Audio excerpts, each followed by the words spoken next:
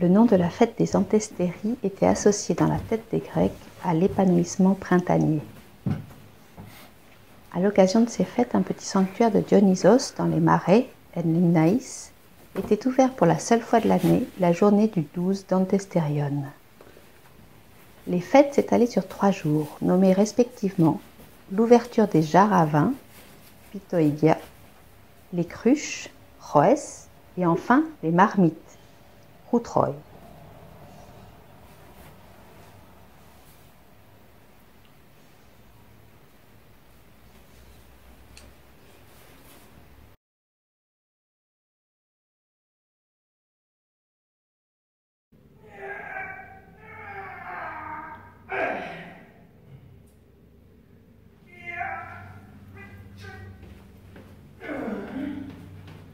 La journée se passe en préparation.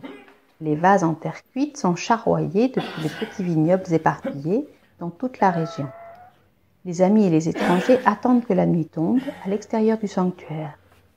À ce moment, on met les jarres en perse et on honore le dieu des premières libations.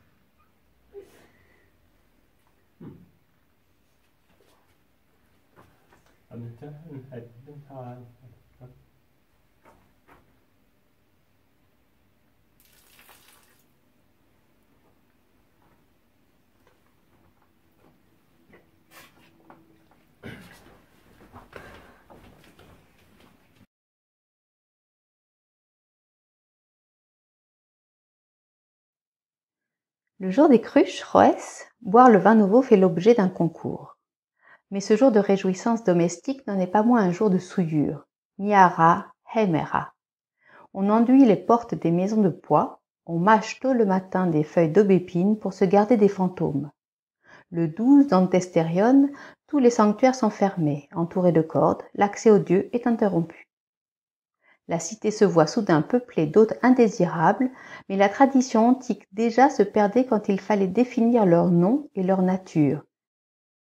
Des cariens, Cares, ou Keres, des esprits étrangers ou destructeurs que l'on interprète plus tard comme les âmes des morts.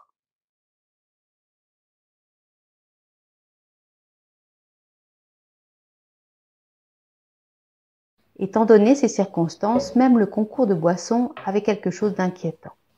Chaque personne reçoit sa mesure de vin mélangé dans un bol idoine dont la capacité dépasse les 2 litres. Le vainqueur est le premier à avoir tout bu. Les esclaves ainsi que les enfants participent à la beuverie. Au signal d'une trompette ordonnée par le roi, tout le monde commence à boire en même temps. Chaque personne est assise à sa propre table et pas une parole ne doit être prononcée. Le mythe étiologique voulait que le matricide Oreste eût été traité de la sorte à Athènes. Voilà donc l'atmosphère de la célébration. Les participants boivent au Choès comme des gens souillés de meurtre, ce qui explique qu'ils soient exclus des sanctuaires.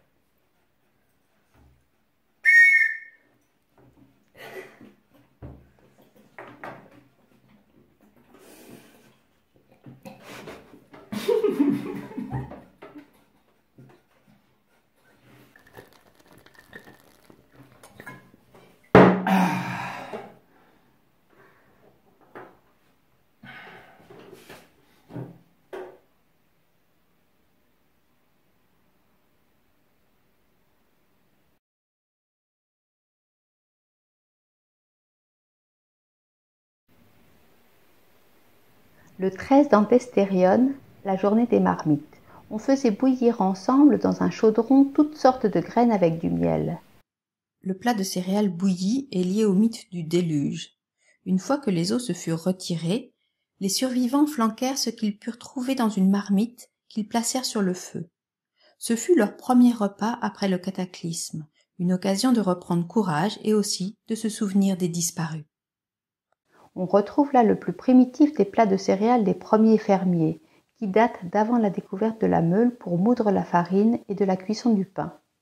Dans les coutumes funéraires, la bouillie a persisté jusqu'à aujourd'hui. On sacrifie à l'Hermès chthonien par égard pour les morts et on mange à la marmite avec la certitude que la vie a repris son cours. Dehors, les quarts, les antestéries sont finis. Le renouveau est marqué par des concours.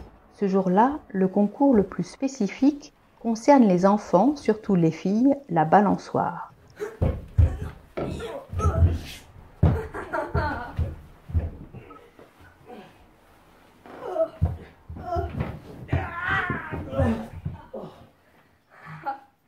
Un mythe tragique expliquait la scène en continuité avec l'histoire de l'inventeur du vin, Icarios.